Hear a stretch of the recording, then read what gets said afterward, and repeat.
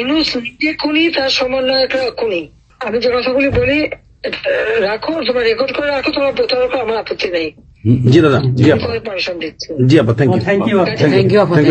Design করে সে মানুষ হত্যা করে মানুষের লাশের উপর পা দিয়ে সংবিধান লঙ্ঘন করে অবৈধভাবে তারা ক্ষমতা আসছে। মানে এদের অত্যাচারে সারা দেশ জর্জরিত। এদের কৃষক, শ্রমিক, কত শ্রমিক বেকার হয়ে গেছে। শ্রমিক আন্দোলন করছে, সাথে সাথে গুলি করে দুজনকে মেরে ফেললো গার্মেন্টস শ্রমিক। তোমার চাকরির বয়স নিয়ে আন্দোলন করে যমুনার সামনে যাওয়ার সাথে গুলি করলে একজন মারা গেল, তাদেরকে পিঠে তাদেরকে উঠাই দিল। ওই 7ই জুলাই থেকে এই ছাত্ররা যখন আন্দোলন করে 14 জুলাই পর্যন্ত অগ্নিসংযোগ এগুলি না হওয়া পর্যন্ত কারো গায়ে একটা টোকাও পড়েনি। ইচ্ছা মতো সব আসছে বসছে, আমরা তো কিচ্ছু করতে দেয়নি। পুলিশের কাছে কোনো মেটাল বুলেট ছিল না, পুলিশের কাছে কোনো মেটাল বুলেট ছিল না। নির্দেশ দিয়েছে কোনো গুলি করবে না। পুলিশ ব্যারিকেড ইচ্ছা মতো আন্দোলন করছে। আমরা তো শুরু থেকে তো অনেক কিছু করা যেত, আমরা তো করিনি কিছু। কারণ আমি বলছিলাম যেটা তো কোটা তো ছিলই না। 11 জুলাই থেকে তো কোটা স্থগিত হয়ে গেছে, কোটা তো আমি বাতিল করে দিয়েছি, আর কোটা আমরা নিয়ে গেছি। যেখানে কোটাই নাই, তা আন্দোলনটা কিসের জন্য ছিল? তারপরে আমাদের মন্ত্রীরা বসলো, তাদের সাথে সব দাবি মানা হলো। দাবি মানার পরে আবার এক দফা তবে সেক্ষেত্রে খুন করো, এই তো আকাঙ্ক্ষা ছিল আমাকে হত্যা করা। আপনাকে হত্যা করা মানে বাংলাদেশকে হত্যা করা, ওরা তো হত্যা মামলা। আবার হত্যা মামলা দিয়ে আবার এখন বলে গণহত্যার বিচার হবে। গণহত্যার বিচার আমার না, গণহত্যার বিচার হবে ইনুসের।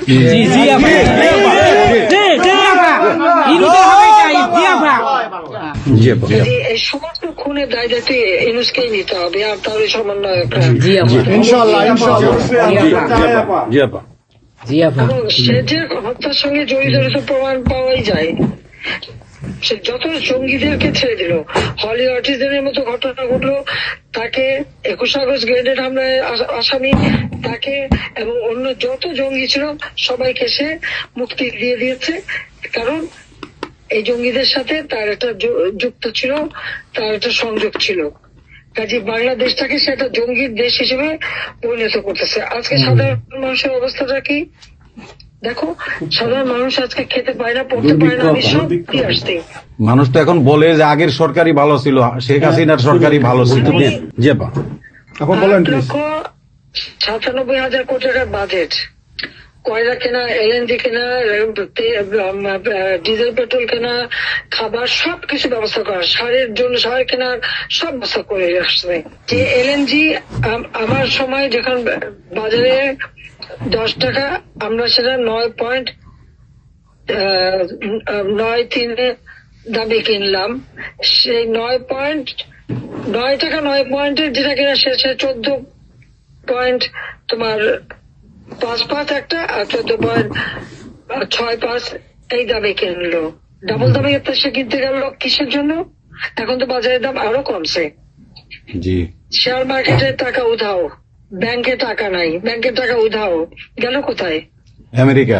20 লক্ষ মেট্রিক টন খাদ্য আমি রেখে আসছি।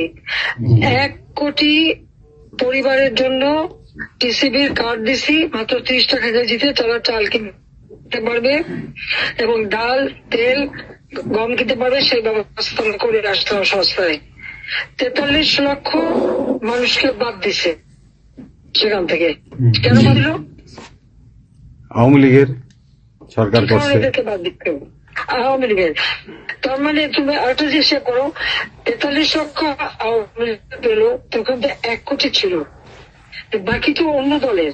আওয়ামী লীগ তো দল দেখে নাই, আওয়ামী লীগ দেখছে যারাই আবেদন করছে তাদেরই দিয়েছে, সে যে দল মত নির্বিশেষে সবার জন্য। আওয়ামী লীগ মানুষের জন্য করে, এটা আওয়ামী লীগ সরকার করছে এর জন্য। ছাত্রদেরকে সে তারা বিভ্রান্ত করছে। এখন সাধারণ ছাত্রছাত্রীরা যারা এই বিভ্রান্ত এই খুনিদের সাথে যুক্ত, আমি তাদেরকে বলবো তাদের আগেও আবেদন করেছিলাম যে আপনারা বুঝতে পারছেন না যে কি হচ্ছে, আপনাদের বাচ্চাদের আসতে দিন। তারা দিচ্ছে বাচ্চাদের আসতে। অনেকে তো আপনাদের হারালো, তখন যদি আমার কথাটা শুনতো তো হারাতে হতো না। তা আজকে তারা নিশ্চয় উপলব্ধি করতে পারছে। সেটা আমি বলবো যে এখন যারা এই সাধারণ ছাত্রছাত্রী দাবি যাদের সঙ্গে যুক্ত হয়েছিল তাদের প্রতি আমাদের কোনো ক্ষোভ নেই, কিচ্ছু নেই, বরং তারা লেখাপড়া করতে আমরা সেটা চাই। কিন্তু আমার কথাটা হচ্ছে, আমাদের ছাত্রলীগ করাটা কি অপরাধ?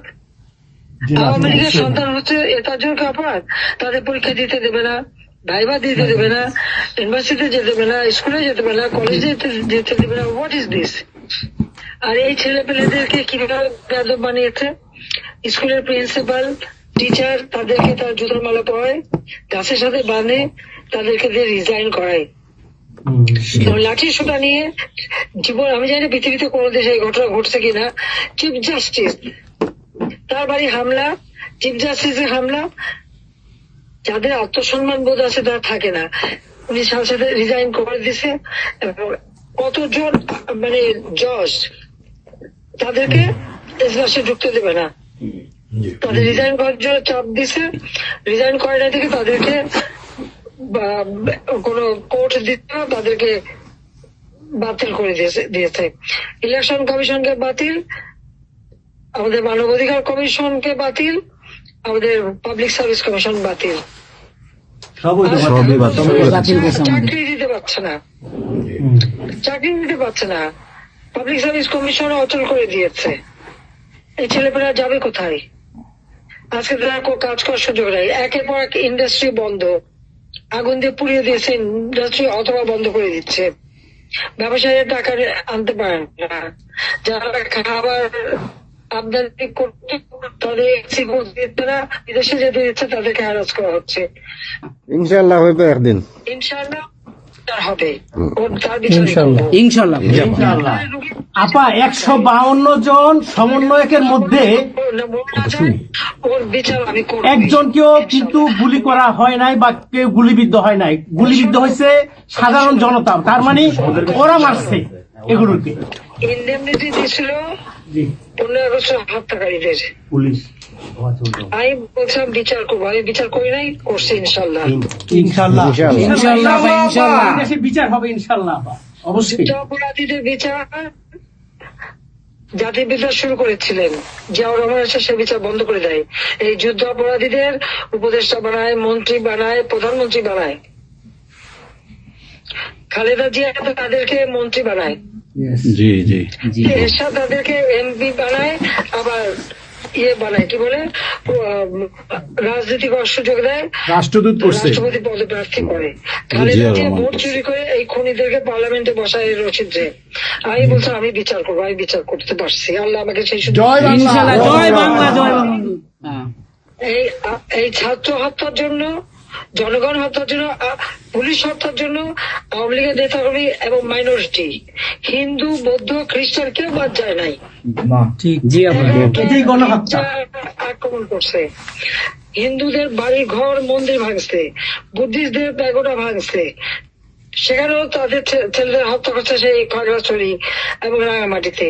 প্রত্যেকের উপরে এরা হামলা করছে, করে করে তাদেরকে মারছে। মাইনরিটিদের উপরে যে অত্যাচার, আবার দাবি উঠায় কি ইসকন নিষিদ্ধ করতে হবে, আর সংবিধান থেকে সেকুলার শব্দ বাদ দিতে হবে। কেন বাদ দিতে হবে? এই সংবিধান জাতির পিতা দিয়ে গেছেন, এটা লাখো শহীদের রক্তের বিনিময়ে পাওয়া। এদের কলমের খোঁজ।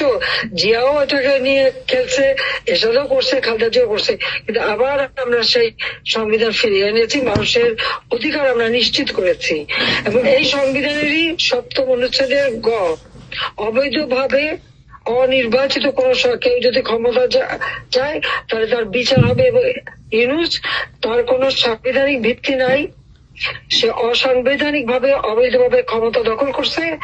ইনশাল্লাহ তার বিচার ওই সংবিধান মোতাবেকই হবে, এবং তার ওই চালা চামুন্ডার যে করার সাথে আছে আর উপদেষ্টা এবং সমন্বয়কারী সবকটার বিচার বাংলা মাটিতে হবে। বাংলা ঘুষখোরের কোনো জায়গা নাই বাংলাদেশে আপা। জি আপা।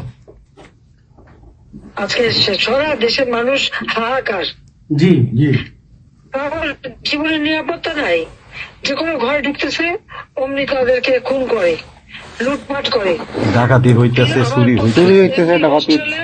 এই ছাত্র নামদারিরা এমপি হোস্টেলে যে সব তালা ভাঙছে, সব লুট করছে, মন্ত্রীদের বাড়িতে তালা ভাঙছে, লুট করছে, আমাদের প্রত্যেকের গণভবন থেকে শুরু করে সবই তো লুট করছে। এবং ইউনুস নিজেই তো গণভবনে গেছিল লুট করতে, ছবি দেখো না?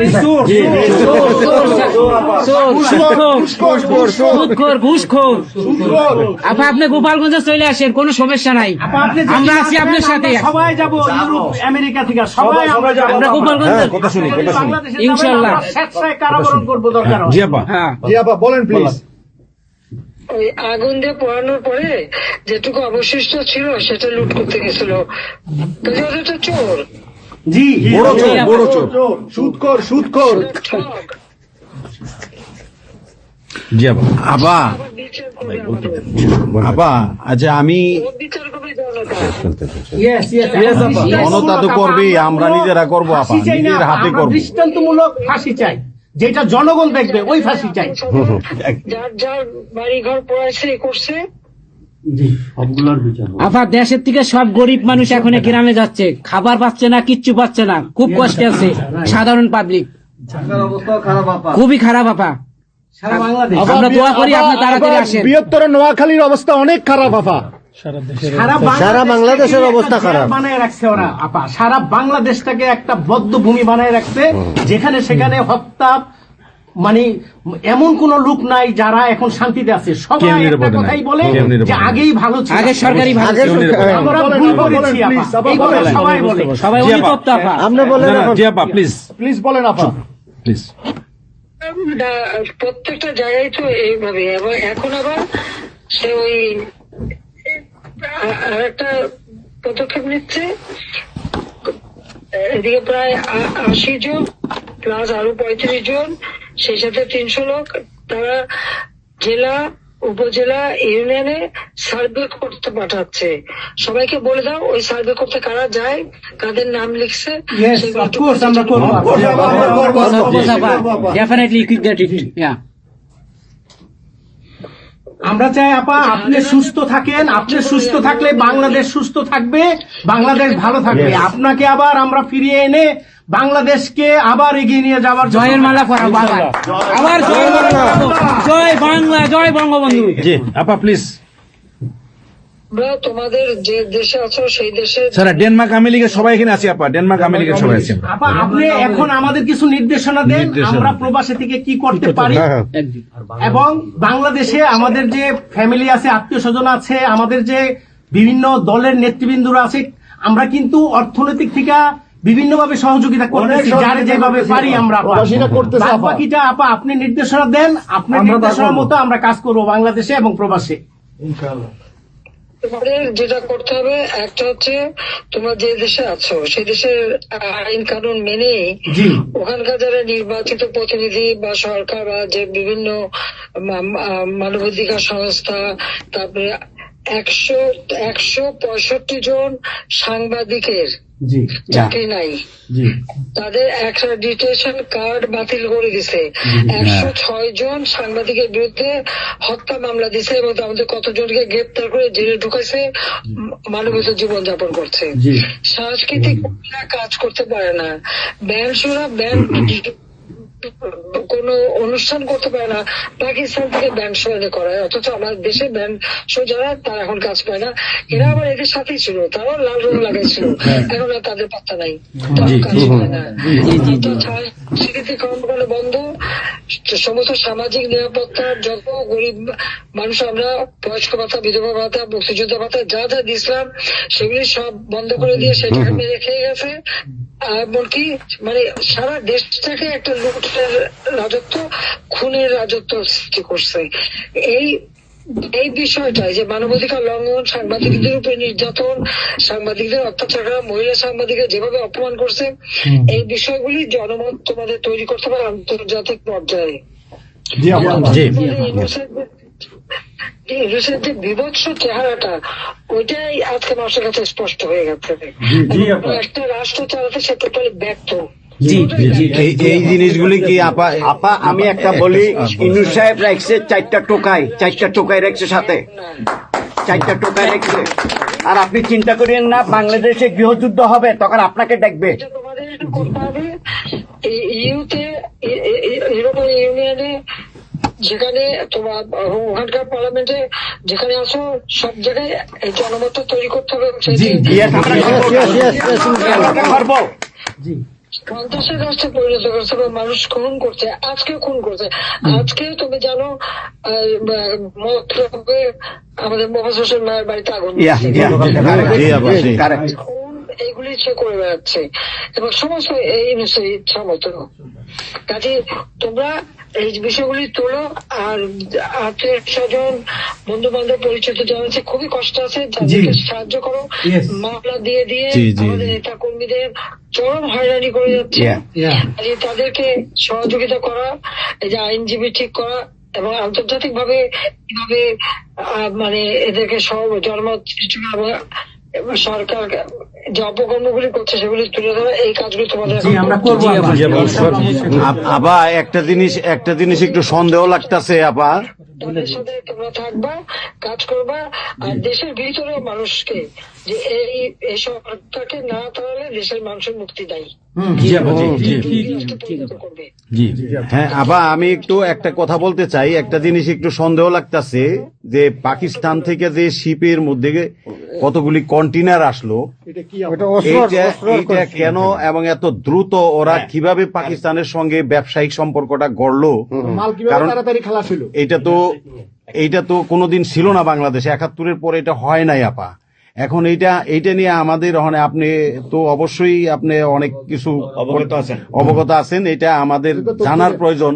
এই তথ্যটা আমাদের বের করা উচিত যে কোনো ভাবে, গোয়েন্দা বলেন, যে কোনো ভাবে আমাদের তো কিছু না কিছু আছে, এদের মাধ্যমে এই জিনিসটা আমাদের খুবই দ্রুত বের করা উচিত। এরা কি মনে করতেছে, মনে হয় সম্ভবত ভয় পাইতেছে যে আমরা হয়তো দেশে একটা অরাজকতা সৃষ্টি করুম, ওরা একটা গৃহযুদ্ধের প্রস্তুতি নিতেছে অস্ত্র। আমার কাছে সন্দেহ। ওইখানে দুইজন যে মাল ডেলিভারি করে ওই জায়গাতে কন্টেনারের ওইখানে 2টা লোকের চাকরি চলে গেছে।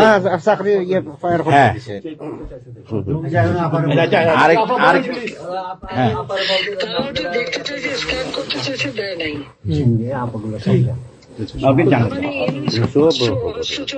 সাথে জড়িত।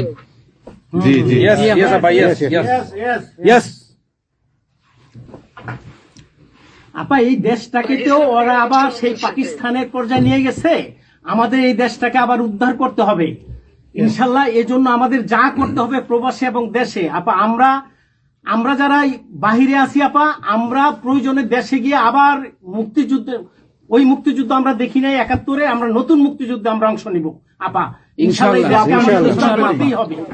এই দেশকে উদ্ধার করতেই হবে আপা আমাদের। একটা শুনি। জি আপা বলেন। আচ্ছা আপা, আমরা শেষ করবেন। আমরা ডেনমার্ক আওয়ামী লীগের পক্ষ থেকে এ জায়গায় আমরা যারা আছি, আমাদের বয়োজ্যেষ্ঠ নেতৃবৃন্দ আছে। হ্যাঁ, ডেনমার্ক আওয়ামী লীগের বয়োজ্যেষ্ঠ নেতৃবৃন্দ আমরা এখানে উপস্থিত আছি। আমরা আজকে প্রতিবাদ সভা ডেনমার্ক আওয়ামী লীগের এই ইউনূস সরকারের এই যে অগণতান্ত্রিক কাজ, এই সন্ত্রাস ইউনূসের যে অগণতান্ত্রিক কাজ, তার বিরুদ্ধে আমরা মাফিয়ার বিরুদ্ধে আজকে প্রতিবাদ সভা হচ্ছে। সেই জায়গাতে আমাদের ডেনমার্ক আওয়ামী লীগের উপস্থিত আছে বাবু সুভাষ ঘোষ, আমাদের আপনি জেনে থাকবেন সবারই নামই, লিঙ্কন ভাই, লিঙ্কন মোল্লা, খোকন মজুমদার, আমাদের নঈম বাবু, আমাদের সামি দাস, আমাদের অবশ্যই মোহাম্মদ শহীদ, আমাদের মাহবুর রহমান, এখানে লিমন, তারপরে আমাদের সাব্বির, তারপরে উপস্থিত আছেন আমাদের শামীম খালাসি, বোরহানউদ্দিন, আমাদের মাসুদ চৌধুরী, সামি দাস, হিল্লোল বড়ুয়া, লিমন, অনেক নেতাকর্মী দাদা আপা, অনেক নেতাকর্মী উপস্থিত আছে। আমরা আপনার জন্য আজকে দোয়া করব, দুহাত তুলে আপনার দীর্ঘায়িত কামনা করছি। আগামীতে আপনাকে সুস্থ থাকতে হবে, আপনার মাধ্যমেই বাংলাদেশকে আমরা ঘুরে দাঁড়াবে। যেমনি ভাবে আমরা 1981 সালে আপনি সেই বাংলাদেশের হাল ধরেছিলেন, বাংলাদেশের মানুষের গণতন্ত্র, বাংলাদেশের মানুষের মুখে হাসি ফুটে নিয়ে আসছিলেন, আপনার মাধ্যমে আমরা ইনশাল্লাহ ওই দিনে আগামীতে ফিরে আনবো।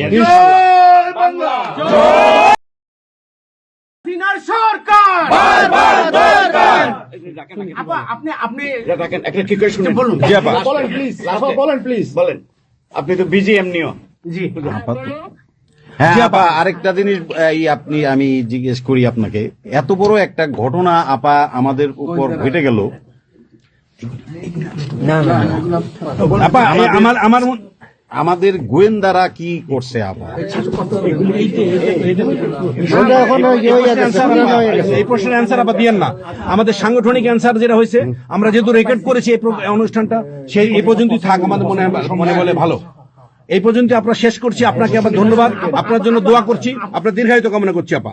আপা আপনি শেষ করুন, জি। আপনি শেষ করুন আপা, তারপরে আমরা শেষ। জি আপা, আমরা শেষ করছি। হ্যাঁ, রেকর্ডিং বন্ধ। ধন্যবাদ। রেকর্ডিং বন্ধ করুন, সব রেকর্ডিং বন্ধ করুন। সবাই রেকর্ডিং বন্ধ করুন। সবাই বন্ধ করুন। হ্যাঁ, এই রেকর্ডিং বন্ধ করুন। রেকর্ডিং বন্ধ করুন। রেকর্ডিং বন্ধ করেন, রেকর্ডিং বন্ধ করেন। এই রেকর্ডিং করবেন।